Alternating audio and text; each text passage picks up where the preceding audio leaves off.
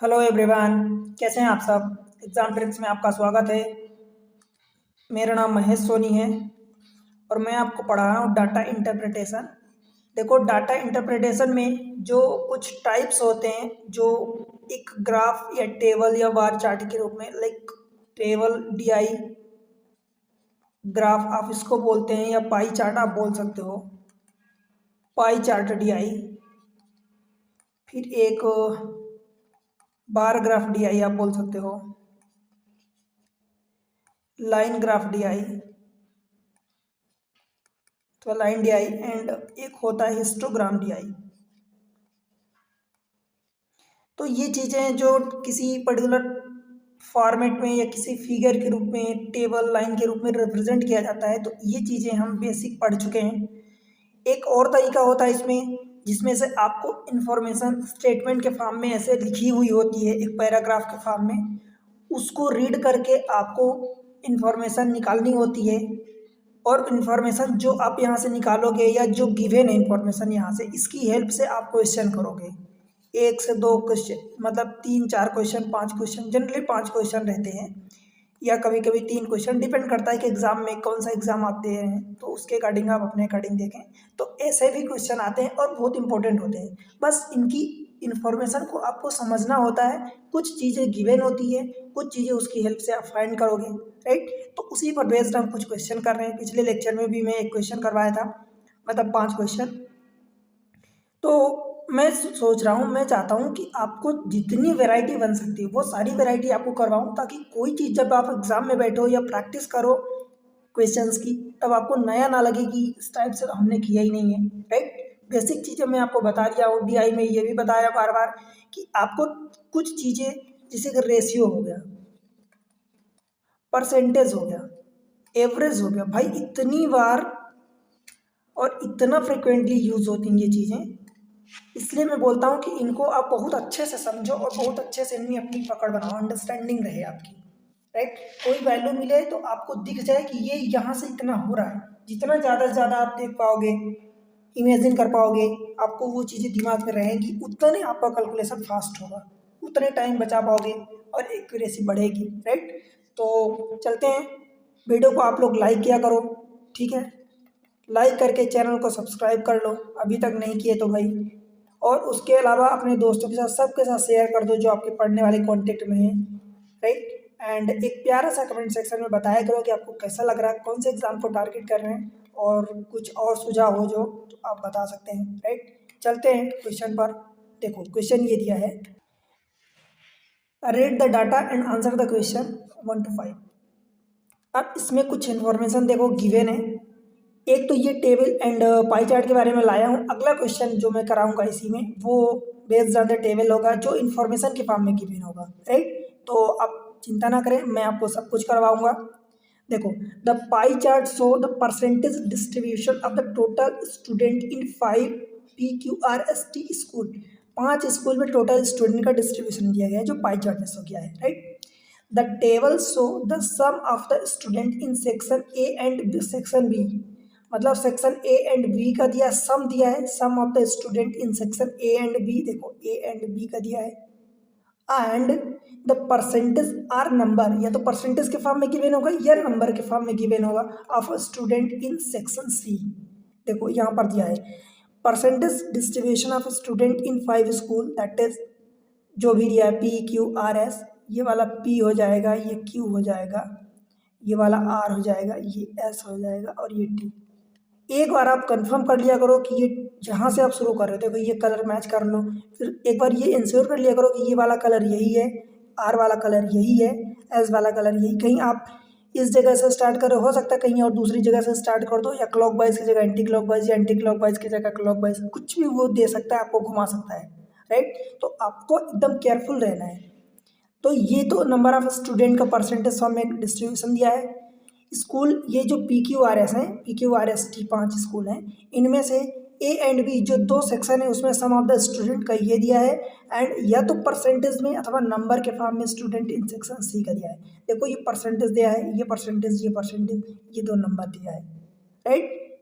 अब टोटल यहाँ पर नोट में दिया है total student in any school, किसी भी स्कूल में student in section A, section B and section C का सम होगा, राइट। तो यहाँ पर इंफॉर्मेशन में आपको क्या दिया है कि भाई दो सेक्शन ए प्लस बी को अलग कर दिया है एंड सी को अलग अकेले रखा है, राइट। यही इन्फॉर्मेशन मैं हिंदी में भी दे दिया हूँ, आप अपनी सूटेबिलिटी के अनुसार रीड कर सकते हैं। वैसे मैं कोशिश करता हूँ कि आपको इतना समझा दूँ कि आपको लैंग्वेज के कारण कोई प्रॉब्लम ना हो, राइट। अब देखो, मान लो कि हमें क्वेश्चन करना है, तो मान लो कि मैं मान लेता हूँ कि चलो ये परसेंटेज में दिया है, तो इस पूरे को मैं मान लेता हूँ कि ये 100x है, यानी 100% को अगर आप देखो 100% इज इक्वल टू, अगर आप 100x मान लेते हो तो 1% बराबर 1x हो जाएगा। क्यों भाई, क्यों, हम एज्यूम कर सकते हैं। तो बस इसी तरीके से यहाँ पर ये हमें कैलकुलेशन करना होगा। इसको मैं अगले पेज पर लिख देता हूँ। देखो PQRST, ये है PQRST, राइट। उसके अलावा क्या क्या दिया है, टेबल बना देता हूँ। ये रहा PQRST, ये रहा A प्लस बी और ये रहा C।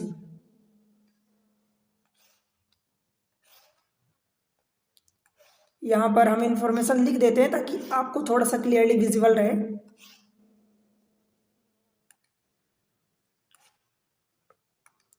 ये A प्लस बी है। अच्छा, एक चीज़ मैं यहाँ पर और लिख देता हूँ, A प्लस बी को थोड़ा सा आगे लिख देता हूँ और ये वाला C हो जाएगा, ठीक है। एंड मैं PQRS, ये जो PQRST है उसको बना देता हूँ आपके लिए।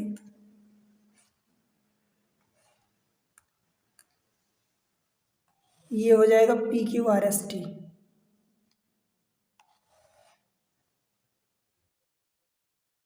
ठीक है भाई। अब देख लेते हैं कि क्या क्या दिया है। इन्फॉर्मेशन जो भी गिवन है, अगर आप उसको लिखोगे एक टेबल में प्रिपेयर कर लोगे इस टाइप से, यही होता है कि बेहतर है कि आप प्रिपेयर कर लो, क्योंकि बार बार वो चीज़ें अगेन एंड अगेन, कुछ चीज़ें अगले क्वेश्चन में यूज़ होगी, कुछ किसी और क्वेश्चन में यूज़ होगी, तो आप वहाँ पर कन्फ्यूज हो जाओगे। देखो, हमने क्या लिया, P का 20%, Q का 10%, 30%, 20, 10, 30, 25, 15। अगर 1% बराबर x है, मतलब 100% बराबर 100x अगर हम मान रहे हैं, तो ये डायरेक्ट 20% बराबर 20x लिख दूंगा। क्यों भाई, ठीक है। तो देखो P में 20, 10, 30 ऐसा, तो यहाँ पर ये 20x हो जाएगा, ये 10x हो जाएगा और ये 30x हो जाएगा, ठीक है भाई।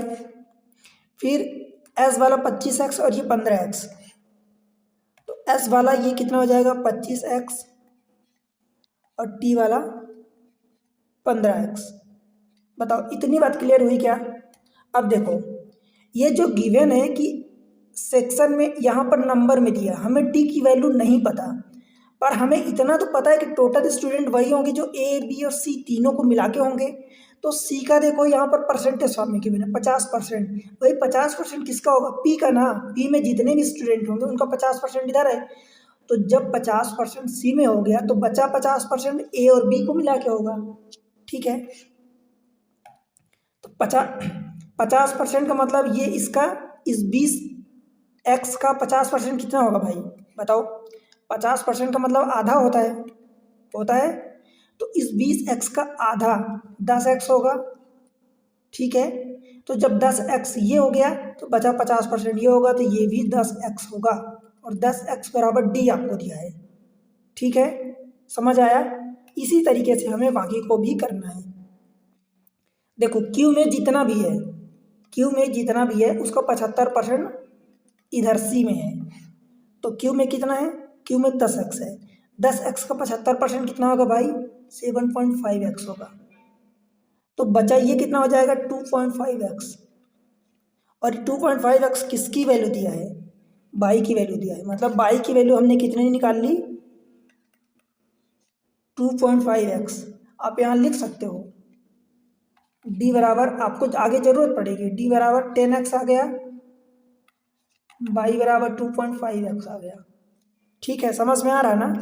देखो यहाँ पर आप गलतियाँ ये कर सकते हो कि देखो गलती आप क्या कर सकते हो भाई, यहाँ पर जैसे 20x है तो ये 20x है तो यहाँ p की वैल्यू 20x हो गई। अब 20 का आप 50% निकालोगे तो 10x होगा, यही मैं करवा रहा हूँ।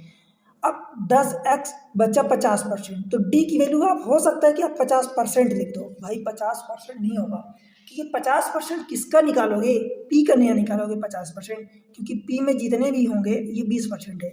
तो 50% जब ये हो गया तो 50% ये होगा। अब इसका 20 का 50% 10% होगा, तो एक्चुअल में d की वैल्यू 10% आएगी, राइट। और वैल्यू फॉर्म में कितनी आ गई, 10x आ गई ये, राइट। अब r का देख लेते हैं। देखो r में m और n माइनस 2 भाई, अभी इसको होल्ड पर रखते हैं। t का देखो यहाँ परसेंटेज फॉर्म में गिवन है, तो t का 80% इधर दिया c में और बचा ये 20% बचेगा, तो t की वैल्यू हम देख लेते हैं। देखो t में 15x है, 15x का 80% कितना होगा, 15 × 120 यानी कितना हो जाएगा 12x। 12x जब ये हो गया तो ये वाला कितना बचेगा भाई, 3x बचेगा 20%, तो 15 दूनी 30, 3x हो गया। और ये किसकी वैल्यू दिया है, z की, तो आपका z बराबर 3x आ गया। बताओ भाई इतनी बातें क्लियर हुई क्या। अब देखो s में हमारे पास n नहीं आया है, d आ गया है, तो d मतलब यहाँ रख सकता हूँ क्या मैं, s में c वाला सेक्शन कितना है, देखो d की वैल्यू 10x है, तो s में यहाँ मैं 15x 10x रख सकता हूँ, ये d की वैल्यू हमें d दिया है। तो जब 10x ये हो गया तो भाई 25x में से 10x ये हो गया, तो ये इधर कितना बचेगा 15x, और ये 15x किसकी वैल्यू दिया है, देखो 15x को n की वैल्यू दिया है ये, तो ये n की वैल्यू हो जाएगी,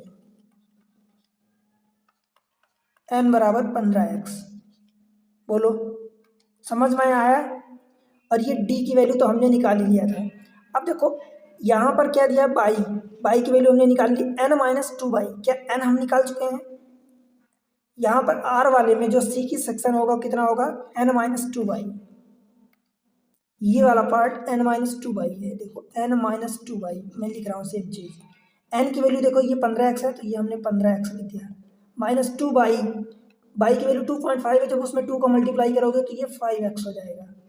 5x का मतलब 15x minus 5x that is 10x, तो इसकी वैल्यू 10x आपने निकाल ली।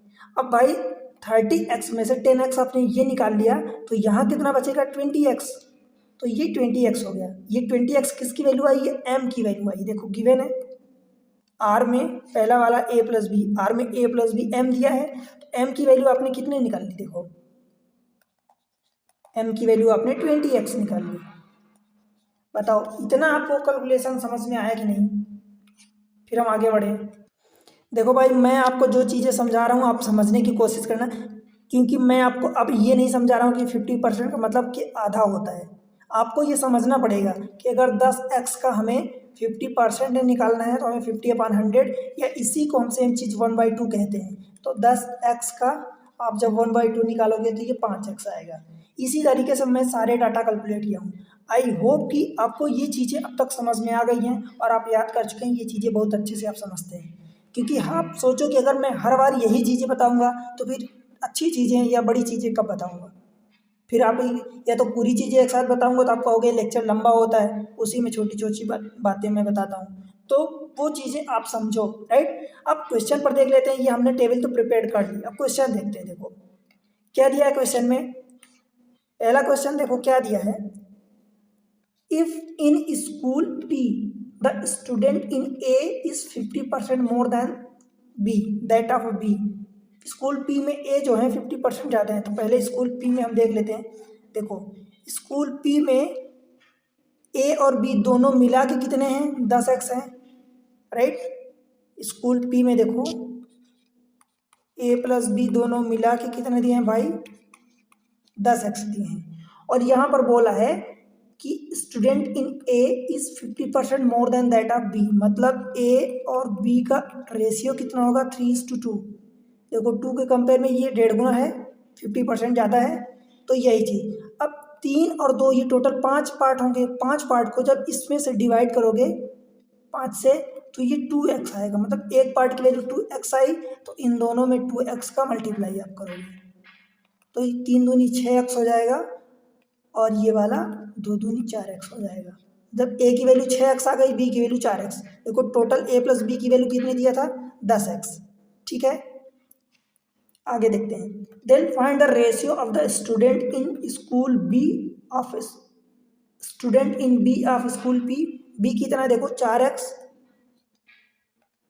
To student C of T, मतलब टी स्कूल में सेक्शन सी का। तो टी स्कूल में सेक्शन सी कितना है, टी ये रहा और सेक्शन सी 12x है। तो 12x का आप डिवाइड करोगे भाई, एक्स एक्स कट जाएगा, 4 3 12, मतलब 1:3 का आंसर आ जाएगा ऑप्शन ए। बताओ समझ में आया कि नहीं? एकदम आसान क्वेश्चन होते हैं, अगर आप थोड़ी सी अंडरस्टैंडिंग रखते हो तो डेफिनेटली कर पाओगे। और मेरी यही कोशिश रहती है कि बार बार वही चीज़ें आपको मैं आसान बनाऊँ आपके लिए, राइट। आपने टेबल एक बार प्रिपेयर कर ली, जो पूछेगा आप निकाल पाओगे, राइट। चलो, स्टूडेंट इन सी अगला क्वेश्चन है। Student in C of school are,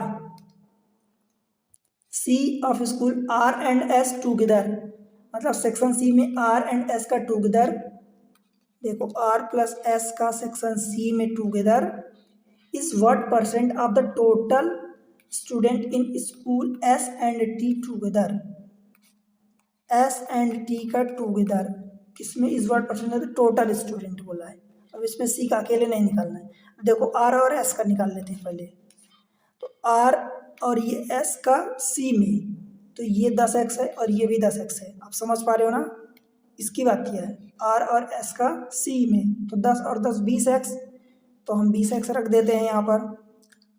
तो ये हमारा क्या हो जाएगा 20x। अब एस एंड टी का पूरा पूरा हमें रखना है, तो एस और टी का पूरा पूरा यानी पूरे स्टूडेंट 25x और 15x 40x। ठीक है भाई, समझ में आया? तो आप यहाँ रखोगे 40x, इसकी वैल्यू आएगी 1/2। देखो x से x कटेगा 0 0, 2 2 = 4, तो 1/2 आया। 1/2 का मतलब क्या होता है भाई 50%। समझ आया? यही आपका आंसर होगा, right. 50% option D for Delhi. बताओ भाई, बन जाएगा? कोई दिक्कत आपको, कहीं भी कंफ्यूजन, कहीं भी कुछ डाउट हो रहा हो तो बताओ। अगला क्वेश्चन देखते हैं। If the average number of student in A and B together of school P and R is 60, school P और आर में ए और बी का दोनों का मिला के 60 है, एवरेज दिया है, राइट। इस बात को समझना है कि एवरेज दिया है। तो हम देख लेते हैं टेबल में। देखो ए एंड बी का पी और आर में, ये रहा पी और ये रहा आर, और ए और बी का देखो, ए और बी इसमें 10x है, इसमें 20x है, तो 10x और 20x कितना होगा भाई 30x होगा। और इसका एवरेज दिया है, तो दो हम स्कूल ले रहे हैं पी और आर, तो बटे 2 करेंगे, ये कितना आएगा 15x। और इसकी वैल्यू दिया है आपको 60, 15x बराबर 60। तो क्या आप बता सकते हो कि x बराबर 15 चौका 60? ठीक है भाई, बताओ समझ में आया? Then find the total student in all the school, सभी स्कूल में टोटल स्टूडेंट हमने कितना माना था 100x, तो इसकी वैल्यू कितनी हो जाएगी 100 × 4, दैट इज 400। ठीक है, आपका ऑप्शन हो जाएगा सी। अगले क्वेश्चन पर चलते हैं। क्वेश्चन नंबर 4 में क्या दिया है, if the difference between the total student in A and B together of school R में A and B and section C of school P and T together is 120, क्या मतलब हुआ? Difference between the total student in A and B together in school R, मतलब A plus B का R में and ये difference है school R and section C of P and T का section C में डिफरेंस दिया है ये 120। देखो भाई, इस वाले सिंबल का मतलब ये होता है कि आपको बड़े में से छोटे को माइनस करना। अगर ये बड़ा हुआ तो इसको माइनस करोगे, अगर ये वाला बड़ा हुआ तो इसको माइनस करोगे, मतलब बड़े में से छोटे को, डिफरेंस का मतलब।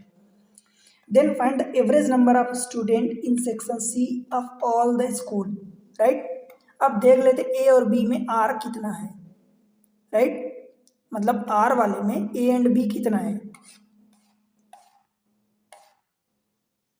देखो आर में ए एंड बी कितना है 20x, ठीक है, तो हम 20x रखते हैं,